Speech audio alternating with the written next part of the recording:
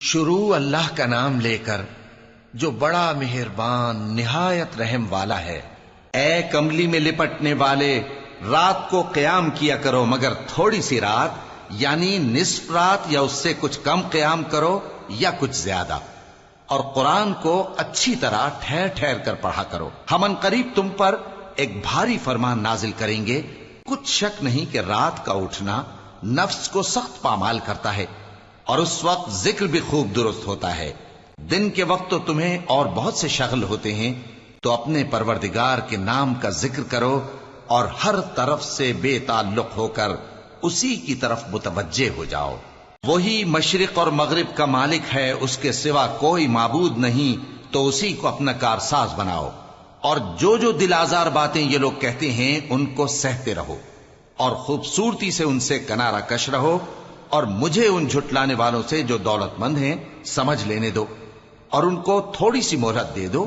کچھ شک نہیں کہ ہمارے پاس بیڑیاں ہیں اور بڑی زبردست آگ ہے، اور گلے میں اٹکنے والا کھانا ہے، اور درد دینے والا عذاب ہے۔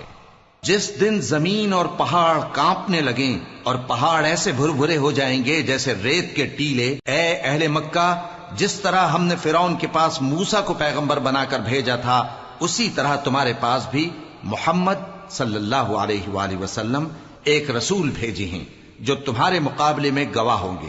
سو فرعون نے ہمارے پیغمبر کا کہا نہ مانا، تو ہم نے اس کو بڑے دردناک انداز سے پکڑ لیا۔ اگر تم بھی ان پیغمبر کو نہ مانو گے تو اس دن سے کس طرح بچو گے جو بچوں کو بوڑھا کر دے گا، جس سے آسمان پھٹ جائے گا۔ یہ اس کا وعدہ پورا ہو کر رہے گا۔ یہ قرآن تو نصیحت ہے، سو جو چاہے اپنے پروردگار تک پہنچنے کا راستہ اختیار کر لے۔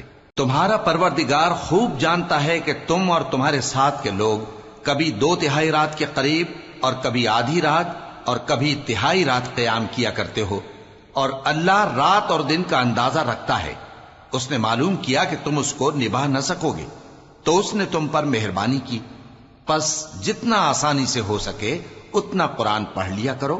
اس نے جانا کہ تم میں بعض بیمار بھی ہوں گے، اور بعض اللہ کے فضل یعنی معاش کی تلاش میں ملک میں سفر کریں گے، اور بعض اللہ کی راہ میں لڑیں گے، تو جتنا آسانی سے ہو سکے اتنا قرآن پڑھ لیا کرو، اور نماز قائم کرتے رہو، اور زکوٰۃ ادا کرتے رہو، اور اللہ کو نیک نیتی سے قرض دیتے رہو، اور جو عمل نیک تم اپنے لیے آگے بھیجو گے اس کو اللہ کے ہاں بہتر اور صلے میں بہت عظیم پاؤ گے۔